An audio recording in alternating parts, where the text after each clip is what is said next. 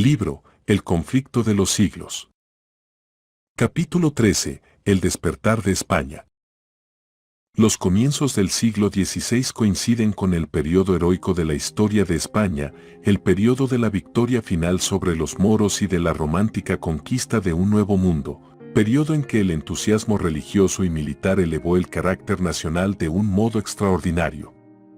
Tanto en la guerra como en la diplomacia y en el arte de gobernar, se reconocía y temía la preeminencia de los españoles. A fines del siglo XV, Colón había descubierto y reunido a la corona de España territorios dilatadísimos y fabulosamente ricos. En los primeros años del siglo XVI fue cuando el primer europeo vio el Océano Pacífico, y mientras se colocaba en Aquisgrán la corona de Carlomagno y Barbarroja sobre la cabeza de Carlos V, Magallanes llevaba a cabo el gran viaje que había de tener por resultado la circunnavegación del globo, y Cortés hallábase empeñado en la ardua conquista de México. 20 años después Pizarro había llevado a feliz término la conquista del Perú. Carlos V ascendió al trono como soberano de España y Nápoles, de los Países Bajos, de Alemania y Austria en tiempo en que Alemania se encontraba en un estado de agitación sin precedente. Carlos V. Con la invención de la imprenta propagóse la Biblia por los hogares del pueblo, y como muchos aprendieran a leer para sí la palabra de Dios, la luz de la verdad disipó las tinieblas de la superstición como por obra de una nueva revelación. Era evidente que había habido un alejamiento de las enseñanzas de los fundadores de la Iglesia primitiva, tal cual se hallaban relatadas en el Nuevo Testamento. Entre las órdenes monásticas la vida conventual habíase corrompido al extremo de que los monjes más virtuosos no podían ya soportarla. Otras muchas personas relacionadas con la Iglesia se asemejaban muy poco a Jesús y a sus apóstoles. Los católicos sinceros, que amaban y honraban la antigua religión, se horrorizaban ante el espectáculo que se les ofrecía por doquier. Entre todas las clases sociales se notaba una viva percepción de las corrupciones que se habían introducido en la Iglesia y un profundo y general anhelo por la reforma. Deseosos de respirar un ambiente más sano, surgieron por todas partes evangelistas inspirados por una doctrina más pura.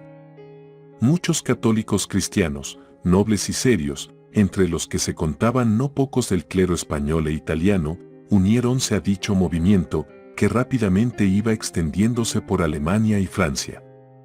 Como lo declaró el sabio arzobispo de Toledo, Bartolomé de Carranza, en sus comentarios del Catecismo, aquellos piadosos prelados querían ver revivir en su sencillez y pureza el antiguo espíritu de nuestros antepasados y de la Iglesia primitiva. Bartolomé Carranza y Miranda, comentarios sobre el Catecismo cristiano.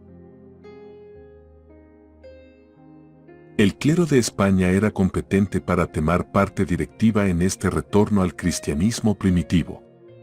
Siempre amante de la libertad, el pueblo español durante los primeros siglos de la era cristiana se había negado resueltamente a reconocer la supremacía de los obispos de Roma, y solo después de transcurridos 8 siglos le reconocieron al fin a Roma el derecho de entremeterse con autoridad en sus asuntos internos.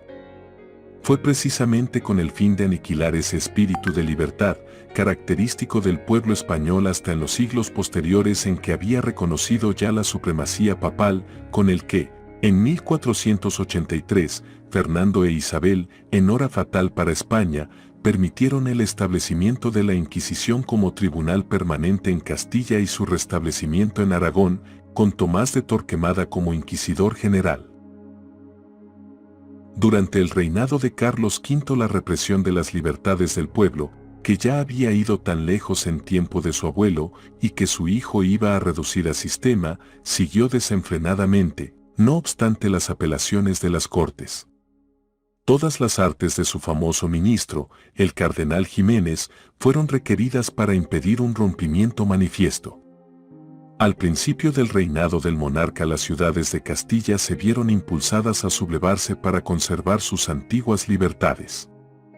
Solo a duras penas logró sofocarse la insurrección. La política de este soberano consistía, como había consistido la de su abuelo Fernando, en oponerse al espíritu de toda una época, considerando tanto las almas como los cuerpos de las muchedumbres como propiedad personal de un individuo. Como lo ha dicho un historiador, el soberbio imperio de Carlos V levantóse sobre la tumba de la libertad.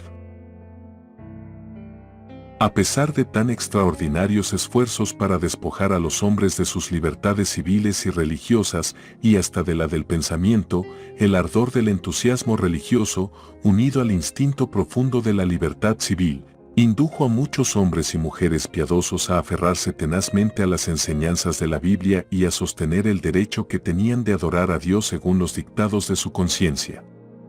De aquí que por España se propagase un movimiento análogo al de la revolución religiosa que se desarrollaba en otros países. Al paso que los descubrimientos que se realizaban en un mundo nuevo prometían al soldado y al mercader territorios sin límites y riquezas fabulosas, muchos miembros de entre las familias más nobles fijaron resueltamente sus miradas en las conquistas más vastas y riquezas más duraderas del Evangelio. Las enseñanzas de las Sagradas Escrituras estaban abriéndose paso silenciosamente en los corazones de hombres como el erudito Alfonso de Valdés, secretario de Carlos V, su hermano, Juan de Valdés, secretario del virrey de Nápoles, y el elocuente Constantino Ponce de la Fuente, capellán y confesor de Carlos V, de quien Felipe II dijo que era muy gran filósofo y profundo teólogo y de los más señalados hombres en el púlpito y elocuencia que ha habido de tiempos acá. Más allá aún, fue la influencia de las Sagradas Escrituras al penetrar en el rico monasterio de San Isidro del Campo, donde casi todos los monjes recibieron gozosos la palabra de Dios cual antorcha para sus pies y luz sobre su camino. Hasta el arzobispo Carranza, después de haber sido elevado a la primacía, se vio obligado durante cerca de 20 años a batallar en defensa de su vida entre los muros de la Inquisición, porque abogaba por las doctrinas de la Biblia. A esta influencia atribuyen los historiadores el que, de implacable enemigo del protestantismo, se convirtiera en secreto sostenedor de él. Acusado de herejía, fue encarcelado por la Inquisición en España. Roas, como primado, hizo recusación de todos los arzobispos y obispos de España para sus jueces. Como apelara al Papa, fue transferido a Roma, donde, después de haber sido encarcelado durante muchos años, se le sentenció finalmente a un nuevo término de encarcelamiento en un convento de los dominicos, por haber bebido brava doctrina de muchos herejes condenados, como de Martín Lutero. Ya en 1519 empezaron a aparecer, en forma de pequeños folletos en latín, los escritos de los reformadores de otros países, a los que siguieron, meses después, obras de mayor aliento, escritas casi todas en castellano. En ellas se ponderaba la Biblia como piedra de toque que debía servir para probar cualquier doctrina, se exponía sabiamente la necesidad que había de reformas y se explicaban con claridad las grandes verdades relativas a la justificación por la fe y a la libertad mediante el Evangelio. La primera, la más noble, la más sublime de todas las obras, enseñaban los reformadores, es la fe en Jesucristo. De esta obra deben proceder todas las obras. Un cristiano que tiene fe en Dios lo hace todo con libertad y con gozo, mientras que el hombre que no está con Dios vive lleno de cuidados y sujeto siempre a servidumbre. Este se pregunta a sí mismo con angustia, ¿cuántas obras buenas tendrá que hacer? Corre acá y acullá, pregunta a este y a aquel, no encuentra la paz en parte alguna, y todo lo ejecuta con disgusto y con temor. La fe viene únicamente de Jesucristo, y nos es prometida y dada gratuitamente. Oh hombre, represéntate a Cristo, y considera cómo Dios te muestra en él su misericordia, sin ningún mérito de tu parte. Saca de esta imagen de su gracia la fe y la certidumbre de que todos tus pecados te están perdonados. Esto no lo pueden producir las obras. De la sangre, de las llagas, de la misma muerte de Cristo es de donde emana esa fe que brota en el corazón. Este lenguaje es muy semejante al que empleó el arzobispo Carranza, quien dijo en su Catecismo Cristiano que la fe sin las obras es muerta, puesto que las obras son una indicación segura de la existencia de la fe. que nuestras buenas obras tienen valor solamente cuando son ejecutadas por amor de Cristo, y que, si prescindimos de Él, no valen nada, que los sufrimientos de Cristo son del todo suficientes para salvar de todo pecado, y que Él carga con nuestros pecados y nosotros quedamos libres. En uno de los tratados se explicaba del siguiente modo la diferencia que media entre la excelencia de la fe y las obras humanas. Dios dijo: quien creyere y fuere bautizado, será salvo. Esta promesa de Dios debe ser preferida a toda la ostentación de las obras, a todos los votos, a todas las satisfacciones, a todas las indulgencias y a cuanto ha inventado el hombre, porque de esta promesa, si la recibimos con fe, depende toda nuestra felicidad. Si creemos, nuestro corazón se fortalece con la promesa divina, y aunque el fiel quedase despojado de todo, esta promesa en que cree, le sostendría. Con ella resistiría al adversario que se lanzará contra su alma, con ella podrá responder a la desapiadada muerte y ante el mismo juicio de Dios. Su consuelo en todas sus adversidades consistirá en decir: yo recibí ya las primicias de ella en el bautismo, si Dios es conmigo, ¿quién será contra mí? Oh, qué rico es el cristiano y el bautizado, nada puede perderle a no ser que se niegue a creer. Si el cristiano encuentra su salud eterna en la renovación de su bautismo por la fe, preguntaba el autor de este tratado, ¿qué necesidad tiene de las prescripciones de Roma? Declaro pues, añadía, que ni el Papa, ni el obispo, ni cualquier hombre que sea, tiene derecho de imponer lo más mínimo a un cristiano sin su consentimiento. Todo lo que no se hace así, se hace tiránicamente. Somos libres con respecto a todos. Dios aprecia todas las cosas según la fe, y acontece a menudo que el simple trabajo de un criado o de una criada es más grato a Dios que los ayunos y obras de un fraile, por faltarle a éste la fe. El pueblo cristiano es el verdadero pueblo de Dios. En otro tratado se enseñaba que el verdadero cristiano, al ejercer la libertad que da la fe, tiene buen cuidado también en respetar los poderes establecidos. El amor a sus semejantes le induce a portarse de un modo circunspecto y a ser leal a los que gobiernan el país. Aunque el cristiano sea libre, se hace voluntariamente siervo, para obrar con sus hermanos como Dios obró con él mismo por Jesucristo. Yo quiero, dice el autor, servir libre, gozosa y desinteresadamente, a un Padre que me ha dado toda la abundancia de sus bienes. Quiero obrar hacia mis hermanos, así como Cristo obró hacia mí. De la fe, prosigue el autor, dimana una vida llena de libertad, de caridad y de alegría. Oh, cuán elevada y noble es la vida del cristiano. Por la fe se eleva el cristiano hasta Dios, por el amor, desciende hasta el hombre, y no obstante permanece siempre en Dios. He aquí la verdadera libertad, libertad que sobrepuja a toda otra libertad, tanto como los cielos distan de la tierra.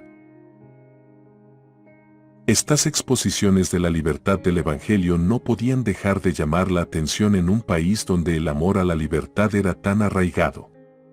Los tratados y folletos pasaron de mano en mano.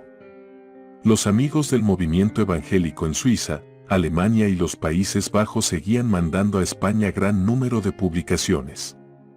No era tarea fácil para los comerciantes burlar la vigilancia de los esbirros de la Inquisición, que hacían cuanto podían para acabar con las doctrinas reformadas, contrarrestando la ola de literatura que iba inundando al país. Boume, de la Universidad de Estrasburgo y miembro correspondiente de la Real Academia Española, hace un curioso relato de este comercio en libros protestantes entre Alemania y España en su obra inglesa. Dicho relato, basado en documentos de la época, denota un comercio muy activo llevado a cabo secretamente con amigos de la causa protestante en España. No obstante, los amigos de la causa perseveraron, hasta que muchos miles de tratados y de libritos fueron introducidos de contrabando, burlando la vigilancia de los agentes apostados en los principales puertos del Mediterráneo y a lo largo de los pasos del Pirineo.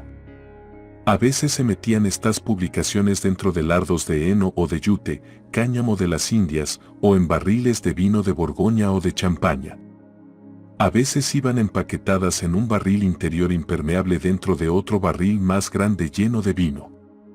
Año tras año, durante la mayor parte del siglo XVI, hiciéronse esfuerzos constantes para abastecer al pueblo con testamentos y Biblias en castellano y con los escritos de los reformadores. Era una época en que la palabra impresa había tomado un vuelo que la llevaba, como el viento lleva las semillas, hasta los países más remotos. Entretanto, la Inquisición trataba de impedir con redoblada vigilancia que dichos libros llegasen a manos del pueblo. Los dueños de librerías tuvieron que entregarle tantos libros que casi se arruinaban. Ediciones enteras fueron confiscadas y no obstante ejemplares de obras importantes, inclusive muchos Nuevos Testamentos y porciones del Antiguo, llegaban a los hogares del pueblo, merced a los esfuerzos de los comerciantes y colportores. Esto sucedía así especialmente en las provincias del norte, en Cataluña, Aragón y Castilla la Vieja, donde los valdenses habían sembrado pacientemente la semilla que empezaba a brotar y que prometía abundante cosecha. Según ella, muchos de los valdenses, huyendo de la persecución, se establecieron en Cataluña y en el reino de Aragón. Es lo que hace notar Mateo París, al decir que en tiempo del Papa Gregorio IX había gran número de valdenses en España, y por el año 1214, en tiempo del Papa Alejandro IV, el cual se quejó en una de sus bulas de que se les había dejado arraigarse tanto, y de que no se les hubiese molestado para multiplicarse corno lo habían hecho. Efectivamente, en tiempo de Gregorio IX crecieron tanto en número y crédito, que establecieron obispos sobre sus rebaños para que les predicasen sus doctrinas, lo cual, al saberlo los otros obispos, fue causa de atroz persecución. Uno de los colportores más tesoneros y afortunados en la empresa fue Julián Hernández, un enano que, disfrazado a menudo de buhonero o de arriero, hizo muchos viajes a España, ya cruzando los Pirineos, ya entrando por alguno de los puertos del sur de España. Según testimonio del escritor jesuita, Fray Santiáñez, era Julián un español que salió de Alemania con designio de infernar toda España y corrió gran parte de ella, repartiendo muchos libros de perversa doctrina por varias partes y sembrando las herejías de Lutero en hombres y mujeres, y especialmente en Sevilla. Era sobremanera astuto y mañoso, condición propia de herejes. Hizo gran daño en toda Castilla y Andalucía. Entraba y salía por todas partes con mucha seguridad con sus trazas y embustes, pegando fuego en donde ponía los pies.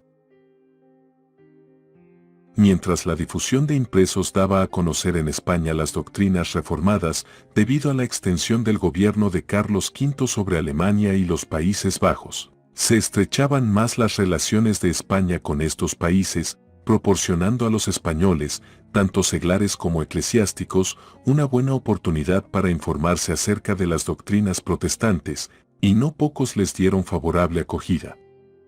Entre ellos se encontraban algunos que, como Alfonso y Juan de Valdés, hijos de don Fernando de Valdés, corregidor de la antigua ciudad de Cuenca, desempeñaban altos puestos públicos. Alfonso de Valdés que, como secretario imperial, acompañó a Carlos V con motivo de su coronación en 1520 y a la Dieta de Worms en 1521, aprovechó su viaje a Alemania y a los Países Bajos para informarse bien respecto al origen y a la propagación del movimiento evangélico, y escribió 2 cartas a sus amigos de España haciendo un relato completo de cuanto había oído, incluso un informe detallado de la comparecencia de Lutero ante la Dieta. Unos 10 años después estuvo con Carlos V en la Dieta de Augsburgo, donde tuvo oportunidad para conversar libremente con Melanchthon, a quien aseguró que su influencia había contribuido a librar el ánimo del emperador de falsas impresiones, y que en una entrevista posterior se le había encargado dijera a Melanchthon que su majestad deseaba que éste escribiera un compendio claro de las opiniones de los luteranos, poniéndolas en oposición, artículo por artículo, con las de sus adversarios. El reformador accedió gustoso al pedido y el resultado de su labor fue comunicado por Valdés a Campeggio, legado del Papa.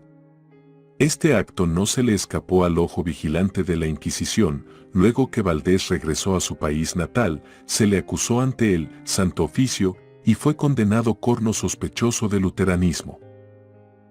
El poder del Espíritu Santo que asistió a los reformadores en la tarea de presentar las verdades de la palabra de Dios durante las grandes dietas convocadas de tanto en tanto por Carlos V, hizo gran impresión en el ánimo de los nobles y de los dignatarios de la Iglesia que de España acudieron a aquellas.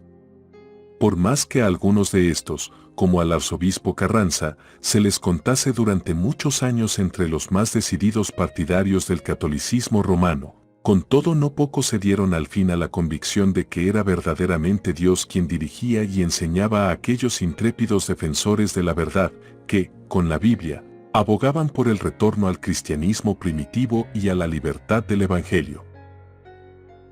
Entre los primeros reformadores españoles que se valieron de la imprenta para esparcir el conocimiento de la verdad bíblica, hay que mencionar a Juan de Valdés, hermano de Alfonso, sabio jurisconsulto y secretario del virrey español de Nápoles. Sus obras se caracterizaban por un amor a la libertad, digno del más alto encarecimiento. En una nota de Castro publica una lista de las obras de este reformador. Escritas con gran maestría y agudeza, en estilo ameno y con pensamientos muy originales, contribuyeron grandemente a echar los cimientos del protestantismo en España. En Sevilla y Valladolid los protestantes llegaron a contar con el mayor número de adeptos. Pero como los que adoptaron la interpretación reformada del Evangelio, se contentaron por regla general con su promulgación, sin atacar abiertamente la teología o la Iglesia católica, solo a duras penas podían los creyentes reconocerse unos a otros, pues temían revelar sus verdaderos sentimientos a los que no les parecían dignos de confianza. En la providencia de Dios, fue un golpe dado por la misma Inquisición el que rompió en Valladolid aquella valla de retraimiento y el que les hizo posible a los creyentes reconocerse y hablar unos con otros. Francisco San Román, natural de Burgos e hijo del alcalde mayor de Briviesca, en el curso de sus viajes comerciales tuvo oportunidad de visitar a Bremen, donde oyó predicar las doctrinas evangélicas. De regreso a Amberes fue encarcelado durante 8 meses, pasados los cuales se le permitió proseguir su viaje a España, donde se creía que guardaría silencio. Pero, cual aconteciera con los apóstoles de antaño, no pudo dejar de hablar las cosas que había visto y oído, debido a lo cual no tardó en ser entregado a la Inquisición en Valladolid. Corto fue su proceso. Confesó abiertamente su fe en las principales doctrinas de la Reforma, es a saber que nadie se salva por sus propias obras, méritos o fuerzas, sino únicamente debido a la gracia de Dios, mediante el sacrificio de un solo medianero. Ni con súplicas ni con torturas pudo inducírsele a que se retractara, se le sentenció, pues, a la hoguera, y sufrió el martirio en un notable asunto de fe, en 1544.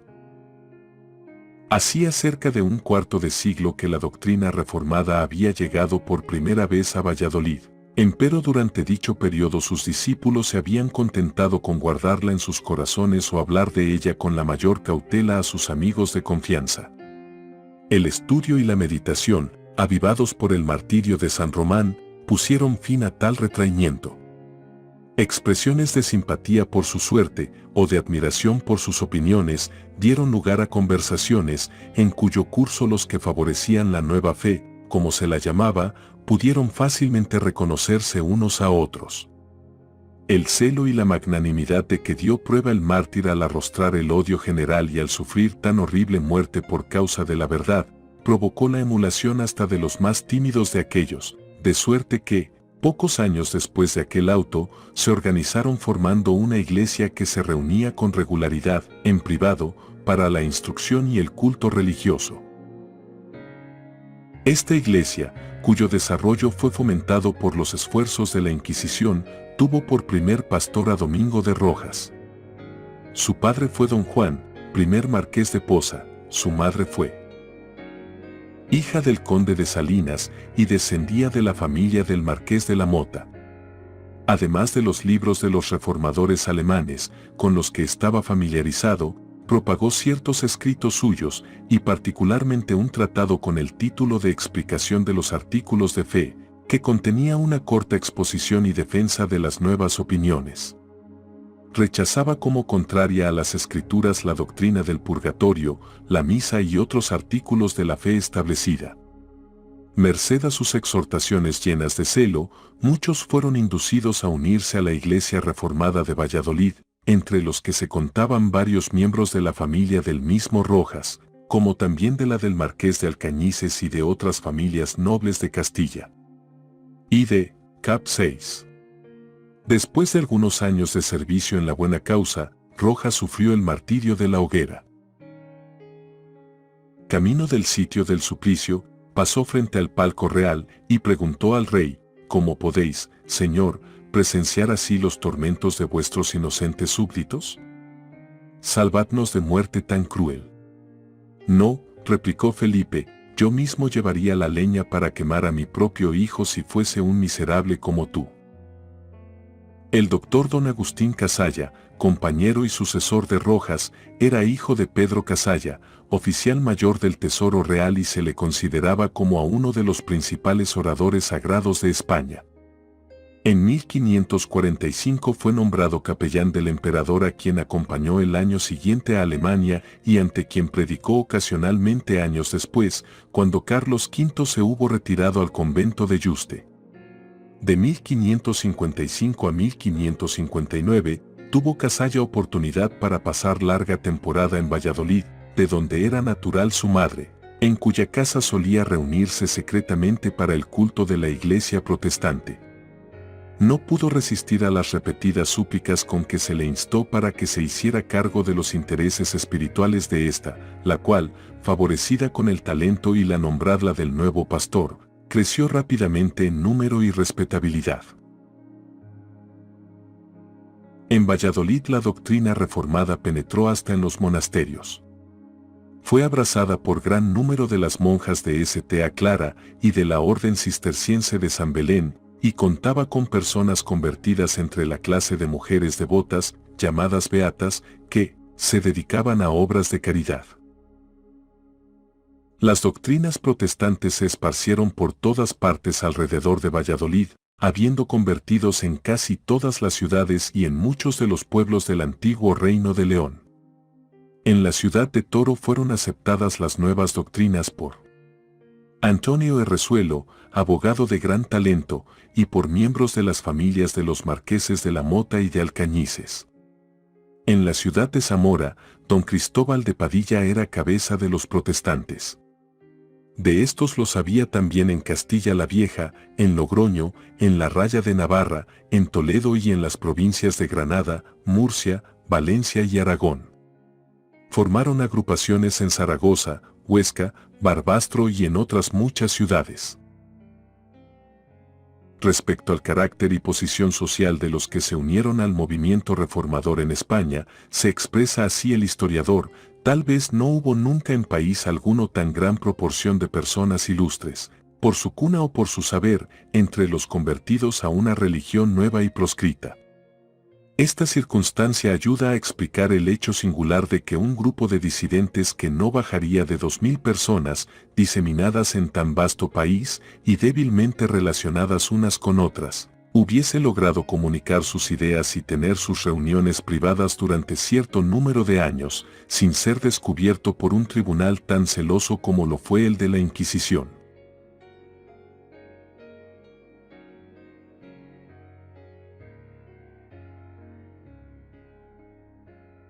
Al paso que la reforma se propagaba por todo el norte de España, con Valladolid por centro, una obra de igual importancia, centralizada en Sevilla, llevábase a cabo en el sur. Merced a una serie de circunstancias providenciales, Rodrigo de Valero, joven acaudalado, fue inducido a apartarse de los deleites y pasatiempos de los ricos ociosos y a hacerse heraldo del Evangelio de Cristo. Hízose de un ejemplar de la Vulgata y aprovechaba todas las oportunidades para aprender el latín en que estaba escrita su Biblia. A fuerza de estudiar día y noche, pronto logró familiarizarse con las enseñanzas de las Sagradas Escrituras. El ideal sostenido por ellas era tan patente y diferente del clero, que Valero se sintió obligado a hacerle ver a este cuánto se habían apartado del cristianismo primitivo todas las clases sociales, tanto en cuanto a la fe como en cuanto a las costumbres, la corrupción de su propia orden, que había contribuido a inficionar toda la comunidad cristiana, y el sagrado deber que le incumbía a la orden de aplicar inmediato y radical remedio antes que el mal se volviera del todo incurable. Estas representaciones iban siempre acompañadas de una apelación a las Sagradas Escrituras como autoridad suprema en materia de religión y de una exposición de las principales doctrinas que aquellas enseñan. Y esto lo decía, escribe Cipriano de Valera, no por rincones, sino en medio de las plazas y calles, y en las gradas de Sevilla. Cipriano de Valera, 2 tratados del Papa y de la Misa, páginas. El más distinguido entre los conversos de Rodrigo de Valero fue el doctor Egidio Juan Gil, canónigo mayor de la corte eclesiástica de Sevilla, quien, no obstante, su extraordinario saber, no logró por muchos años alcanzar popularidad como predicador. Valero, reconociendo la causa del fracaso del doctor Egidio, le aconsejó estudiar a día y noche los preceptos y doctrinas de la Biblia, y la frialdad impotente con que había solido predicar fue sustituida con poderosos llamamientos a la conciencia y tiernas pláticas dirigidas a los corazones de sus oyentes. Despertóse la atención de estos, que llegaron a la íntima convicción de la necesidad y ventaja de aquella salvación revelada por el Evangelio. De este modo los oyentes fueron preparados para recibir las nuevas doctrinas de la verdad que les presentara el predicador, tales cuales a él mismo le eran reveladas, y con la precaución que parecía aconsejar y requerir tanto la debilidad del pueblo como la peligrosa situación del predicador. De este modo y debido a un celo, atemperado con prudencia, cupo la honra no sólo de ganar convertidos a Cristo, sino de educar mártires para la verdad. Entre las demás dotes celestiales de aquel santo varón, decía uno de sus discípulos, era verdaderamente de admirar el que a todos aquellos cuya instrucción religiosa tomaba sobre sí, parecía que en su misma doctrina, les aplicaba al alma una tea de un fuego santo, inflamándolos con ella para todos los ejercicios piadosos, así internos como externos, y encendiéndolos particularmente para sufrir y aún amar la cruz que les amenazaba. En esto solo, en los iluminados con la luz divina, daba a conocer que le asistía Cristo en su ministerio, puesto que, en virtud de su espíritu grababa en los corazones de los suyos las mismas palabras que él con su boca pronunciaba. El doctor Egidio contaba entre sus convertidos al doctor Vargas, como también al doctor Constantino Ponce de la Fuente, hombre de talento poco común, que había predicado durante muchos años en la Catedral de Sevilla, y a quien, en 1539, con motivo de la muerte de la emperatriz, se había elegido para pronunciar la oración fúnebre. En 1548 el doctor Constantino acompañó, por mandato real, al príncipe Felipe a los Países Bajos para hacer ver a los flamencos que no le faltaban a España sabios y oradores corteses, y de regreso a Sevilla predicaba regularmente en la catedral cada 2 domingos. Cuando él tenía que predicar, y predicaba por lo común a las 8, era tanta la concurrencia del pueblo, que a las 4, muchas veces aún a las 3 de la madrugada, apenas se encontraba en el templo sitio cómodo para oírle. Era, en verdad, una grandísima bendición para los creyentes protestantes de Sevilla, tener como guías espirituales a hombres como los Dras, Egidio y Vargas, y el elocuente Constantino que cooperó con tanto ánimo y de un modo incansable para el adelanto de la causa que tanto amaban. Asiduamente ocupados en el desempeño de sus deberes profesionales durante el día, se reunían de noche con los amigos de la doctrina reformada, unas veces en una casa particular, otras veces en otra. El pequeño grupo de Sevilla creció insensiblemente y llegó a ser el tronco principal del que se tomaron ramas para plantarlas en la campiña vecina. Durante su ministerio, Constantino, a la par que instruía al pueblo de Sevilla desde el púlpito, se ocupaba en propagar el conocimiento religioso por el país por medio de la prensa. El carácter de sus escritos nos muestra con plena claridad lo excelente de su corazón. Eran aquellos adecuados a las necesidades espirituales de sus paisanos, pero no calculados para lucir sus talentos o para ganar fama entre los sabios. Fueron escritos en su idioma patrio, en estilo al alcance de las inteligencias menos desarrolladas.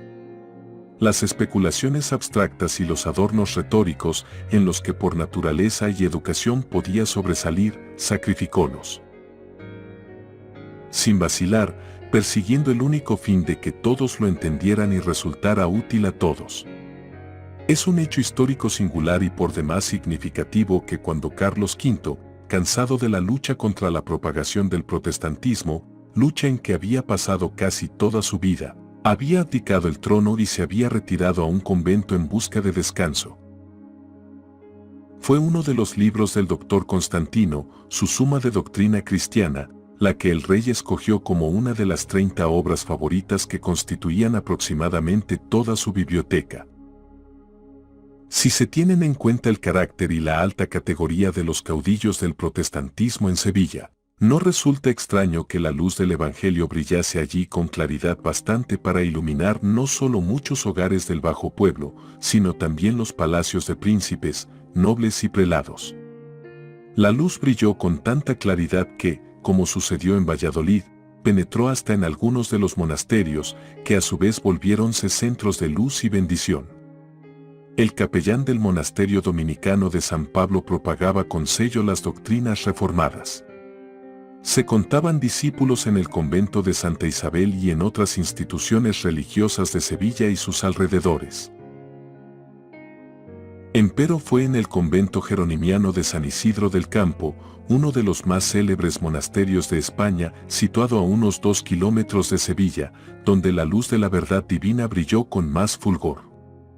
Uno de los monjes, García de Arias, llamado vulgarmente Doctor Blanco, enseñaba precavidamente a sus hermanos que el recitar en los coros de los conventos, de día y de noche, las sagradas preces, ya rezando ya cantando, no era rogar a Dios, que los ejercicios de la verdadera religión eran otros que los que pensaba el vulgo religioso, que debían leerse y meditarse con suma atención las sagradas escrituras, y que sólo de ellas se podía sacar el verdadero conocimiento de Dios y de su voluntad. Esta enseñanza pusola hábilmente en realce otro monje, Casiodoro de Reina, que se hizo célebre posteriormente traduciendo la Biblia en el idioma de su país.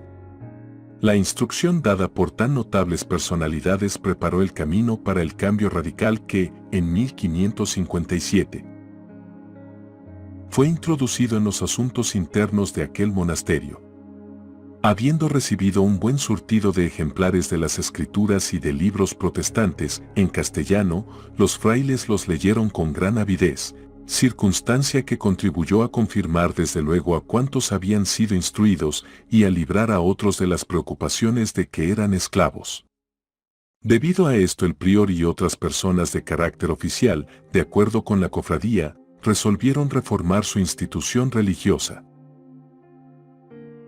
Las horas, llamadas de rezo, que habían solido pasar en solemnes momerías, fueron dedicadas a oír conferencias sobre las escrituras. Los rezos por los difuntos fueron suprimidos o sustituidos con enseñanzas para los vivos. Se suprimieron por completo las indulgencias y las dispensas papales, que constituyeran lucrativo monopolio, se dejaron subsistir las imágenes, pero ya no se las reverenciaba. La temperancia habitual sustituyó a los ayunos supersticiosos, y a los novicios se les instruía en los principios de la verdadera piedad, en lugar de iniciarlos en los hábitos ociosos y degradantes del monaquismo.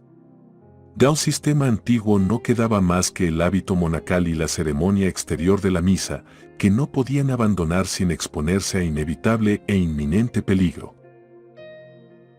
Los buenos efectos de semejante cambio no tardaron en dejarse sentir fuera del monasterio de San Isidro del Campo.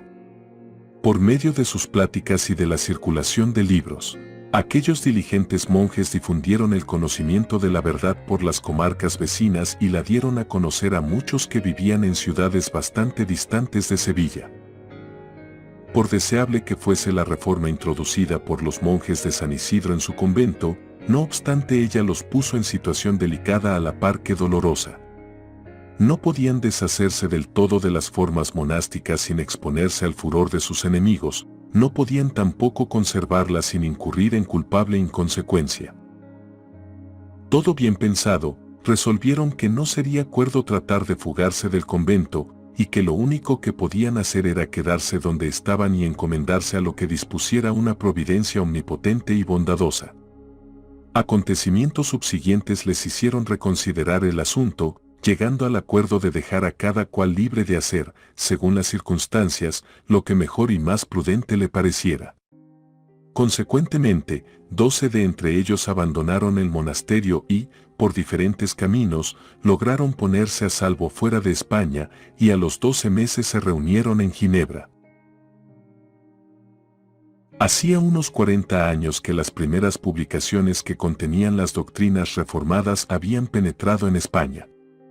Los esfuerzos combinados de la Iglesia Católica Romana no habían logrado contrarrestar el avance secreto del movimiento, y año tras año la causa del protestantismo se había robustecido, hasta contarse por miles los adherentes a la nueva fe. De cuando en cuando se iban algunos a otros países para gozar de la libertad religiosa. Otros salían de su tierra para colaborar en la obra de crear toda una literatura especialmente adecuada para fomentar la causa que amaban más que la misma vida. Otros aún, cual los monjes que abandonaron el monasterio de San Isidro, se sentían impelidos a salir debido a las circunstancias peculiares en que se hallaban. La desaparición de estos creyentes, muchos de los cuales se habían destacado en la vida política y religiosa, había despertado, desde hacía mucho tiempo, las sospechas de la Inquisición, y andando el tiempo, algunos de los ausentes fueron descubiertos en el extranjero, desde donde se afanaban por fomentar la causa protestante en España. Esto indujo a creer que había muchos protestantes en España. Empero los creyentes habían sido tan discretos, que ninguno de los familiares de la Inquisición podía ni siquiera fijar el paradero de ellos. Fue entonces cuando una serie de circunstancias llevó al descubrimiento de los centros del movimiento en España y de muchos creyentes. En 1556 Juan Pérez, que vivía a la sazón en Ginebra, terminó su versión castellana del Nuevo Testamento. Esta edición, junto con ejemplares del Catecismo Español que preparó el año siguiente y con una traducción de los Salmos, deseaba mandarla a España, pero durante algún tiempo fuele imposible encontrar a nadie que estuviese dispuesto a acometer tan arriesgada empresa. Finalmente, Julián Hernández, el fiel colportor, se ofreció a hacer la prueba. Colocando los libros dentro de 2 grandes barriles, logró burlar los esbirros de la Inquisición y llegó a Sevilla, desde donde se distribuyeron rápidamente los preciosos volúmenes. Esta edición del Nuevo Testamento fue la primera versión protestante que alcanzara circulación bastante grande en España. Asterisco en cuanto a Encinas, fue encerrado en una cárcel en Bruselas por haberse atrevido a proporcionar a sus compatriotas ejemplares del Nuevo Testamento en su propio idioma. Después de haber estado encerrado 15 meses, un día se encontró con las puertas de su prisión abiertas y saliendo, sin que nadie se opusiera a ello en lo más mínimo, escapó de Bruselas y llegó sano y salvo a Wittenberg. Durante su viaje, Hernández había dado un ejemplar del Nuevo Testamento a un herrero en Flandes. El herrero enseñó el libro a un cura que obtuvo del donante una descripción de la persona que se lo había dado a él y la transmitió inmediatamente a los inquisidores de España. Merced a estas señas, los esbirros inquisitorials le acecharon a su regreso y le prendieron cerca de la ciudad de Palma.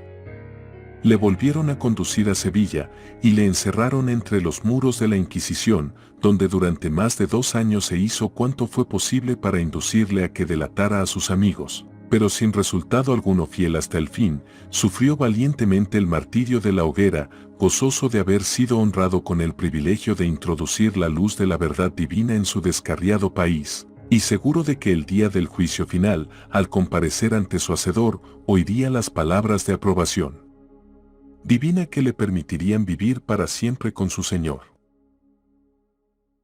No obstante, aunque desafortunados en sus esfuerzos para conseguir de Hernández datos que llevaran al descubrimiento de los amigos de este, al fin llegaron los inquisidores a conocer el secreto que tanto deseaban saber. Por aquel mismo entonces, uno de sus agentes secretos consiguió informes análogos referentes a la iglesia de Valladolid. Inmediatamente los que estaban a cargo de la Inquisición en España despacharon mensajeros a los diferentes tribunales inquisitoriales del reino, ordenándoles que hicieran investigaciones con el mayor sigilo en sus respectivas jurisdicciones y que estuvieran listos para proceder en común tan pronto como recibieran nuevas instrucciones. Así, silenciosamente y con presteza, se consiguieron los nombres de centenares de creyentes y al tiempo señalado y sin previo aviso, fueron estos capturados simultáneamente y encarcelados. Los miembros nobles de las prósperas iglesias de Valladolid y de Sevilla, los monjes que permanecieron en el monasterio de San Isidro del Campo, los fieles creyentes que vivían lejos en el norte, al pie de los Pirineos, y otros más en Toledo, Granada, Murcia y Valencia, todos se vieron de pronto encerrados entre los muros de la Inquisición, para sellar luego su testimonio con su sangre. Las personas convictas del luteranismo eran tan numerosas que alcanzaron a abastecer con víctimas 4 grandes y tétricos asuntos de fe en el curso de los 2 años subsiguientes. 2 se celebraron en Valladolid, en 1559, uno en Sevilla, el mismo año, y otro el 22 de diciembre de 1560. Entre los primeros que fueron apresados en Sevilla figuraba el doctor Constantino Ponce de la Fuente, que había trabajado tanto tiempo sin despertar sospechas. Cuando se le dio la noticia a Carlos V, el cual se encontraba entonces en el monasterio de Yuste, de que se había encarcelado a su capellán favorito, exclamó: «Si Constantino es hereje, gran hereje es». Y cuando más tarde un inquisidor le aseguró que había sido declarado reo, replicó suspirando: «No podéis condenar a otro mayor». No obstante, no fue fácil probar la culpabilidad de Constantino. En efecto, parecían ser incapaces los inquisidores de probar los cargos levantados contra él, cuando por casualidad encontraron, entre otros muchos, un gran libro, escrito todo de puño y letra del mismo Constantino, en el cual, abiertamente y como si escribiese para sí mismo, trataba en particular de estos capítulos, según los mismos inquisidores declararon en su sentencia, publicada después en el Cadalso, a saber, del estado de la Iglesia, de la verdadera Iglesia y de la Iglesia del Papa, a quien llamaba Anticristo, del sacramento de la Eucaristía y del invento de la misa, acerca de todo lo cual, afirmaba él, estaba el mundo fascinado a causa de la ignorancia de las sagradas escrituras, de la justificación del hombre, del purgatorio, al que llamaba cabeza de lobo e invento de los frailes en pro de su gula, de las bulas e indulgencias papales, de los méritos de los hombres, de la confesión. Al enseñársele el volumen a Constantino, este dijo: «Reconozco mi letra, y así confieso haber escrito todo esto, y declaro ingenuamente ser todo verdad. Ni tenéis ya que cansaros en buscar contra mí otros testimonios, tenéis aquí ya una confesión clara y explícita de mi creencia, obrad pues, y haced de mí lo que queráis».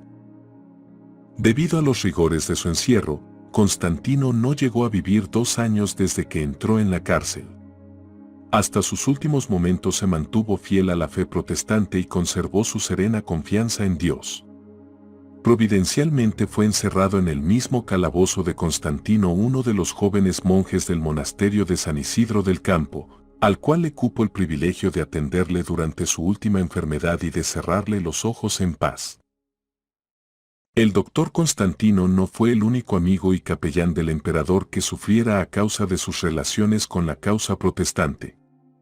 El doctor Agustín Casalla, tenido durante muchos años por uno de los mejores oradores sagrados de España y que había oficiado a menudo ante la familia real, se encontraba entre los que habían sido apresados y encarcelados en Valladolid. En el momento de su ejecución pública volvióse hacia la princesa Juana, ante quien había predicado muchas veces, y señalando a su hermana que había sido también condenada, dijo: «Os suplico, Alteza, tengáis compasión de esa mujer inocente que tiene 13 hijos huérfanos». No obstante, no se la absolvió, si bien su suerte es desconocida.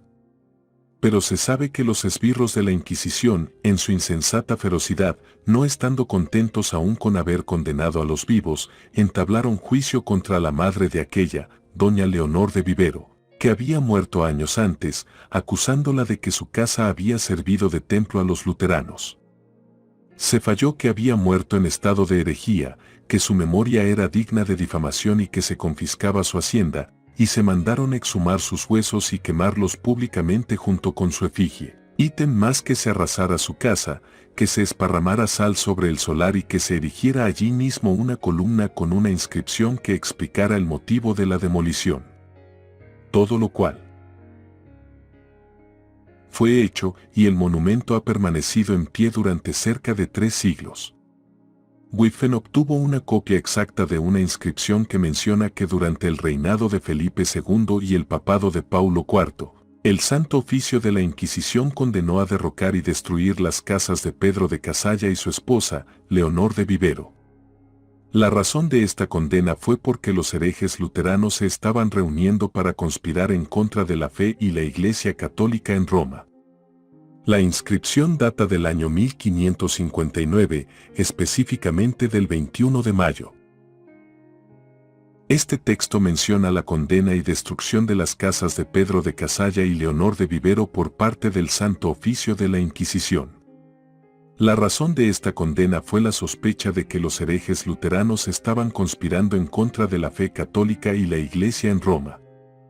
La inscripción, obtenida por Witwen, detalla que esta acción tuvo lugar durante el reinado de Felipe II y el papado de Paulo IV en el año 1559.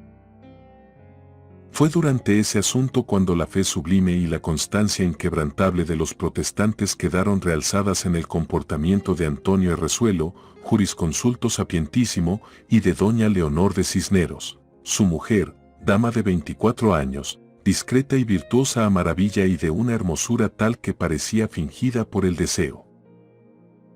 Errezuelo era hombre de una condición altiva y de una firmeza en sus pareceres, superior a los tormentos del Santo Oficio. En todas las audiencias que tuvo con sus jueces, se manifestó desde luego protestante, y no solo protestante, sino dogmatizador de su secta en la ciudad de Toro, donde hasta entonces había morado. Exigiéronle los jueces de la Inquisición que declarase uno a uno los nombres de aquellas personas llevadas por él a las nuevas doctrinas, pero ni las promesas, ni los ruegos, ni las amenazas bastaron a alterar el propósito de Errezuelo en no descubrir a sus amigos y parciales. Y que más, ni aun los tormentos pudieron quebrantar su constancia, más firme que envejecido roble o que soberbia peña nacida en el seno de los mares. Su esposa, presa también en los calabozos de la Inquisición, al fin débil como joven de 24 años, después de cerca de 2 años de encarcelamiento, cediendo al espanto de verse reducida a la estrechez de los negros paredones que formaban su cárcel, tratada como delincuente, lejos de su marido a quien amaba aún más que a su propia vida, y temiendo todas las iras de los inquisidores, declaró haber dado franca entrada en su pecho a los errores de los herejes, manifestando al propio tiempo con dulces lágrimas en los ojos su arrepentimiento. Llegado el día en que se celebraba el auto de fe con la pompa conveniente al orgullo de los inquisidores, salieron los reos al cadalso y desde él escucharon la lectura de sus sentencias. Errezuelo iba a ser reducido a cenizas en la voracidad de una hoguera, y su esposa doña Leonor a abjurar las doctrinas luteranas que hasta aquel punto había albergado en su alma, y a vivir, a voluntad del Santo Oficio, en las casas de reclusión que para tales delincuentes estaban preparadas. En ellas, con penitencias y San Benito recibiría el castigo de sus errores y una enseñanza para en lo venidero desviarse del camino de su perdición y ruina. Al ir de Resuelo al cadalso lo único que le conmovió fue el ver a su esposa en ropas de penitenta y la mirada que echó, pues no podía hablar, al pasar cerca de ella, camino del lugar de la ejecución, parecía decir, esto sí que es difícil soportarlo. Escuchó sin inmutarse a los frailes que le hostigaban con sus importunas exhortaciones para que se retractase mientras le conducían a la hoguera. El bachiller Resuelo, dice Gonzalo de Illescas en su Historia Pontifical, se dejó quemar vivo con valor sin igual. Estaba yo tan cerca de él que podía verlo por completo y observar todos sus movimientos y expresiones. No podía hablar, pues estaba amordazado, pero todo su continente revelaba que era una persona de extraordinaria resolución y fortaleza, que antes que someterse a creer con sus compañeros lo que se les exigiera, resolvió morir en las llamas. Por mucho que lo observara, no pude notar ni el más mínimo síntoma de temor o de dolor. Eso sí, se reflejaba en su semblante una tristeza cual nunca había yo visto. Su esposa no olvidó jamás su mirada de despedida. La idea, dice el historiador, de que había causado dolor a su corazón durante el terrible conflicto por el que tuvo que pasar, avivó la llama del afecto que hacia la religión reformada ardía secretamente en su pecho, y habiendo resuelto, confiada en el poder que se perfecciona en la flaqueza, seguir el ejemplo de constancia dado por el mártir, interrumpió resueltamente el curso de penitencia a que había dado principio. En el acto fue arrojada en la cárcel, donde durante 8 años resistió a todos los esfuerzos hechos por los inquisidores para que se retractara, y por fin murió ella también en la hoguera como había muerto su marido. Quien no será del mismo parecer que su paisano, de Castro, cuando exclama, infelices esposos, iguales en el amor, iguales en las doctrinas e iguales en la muerte.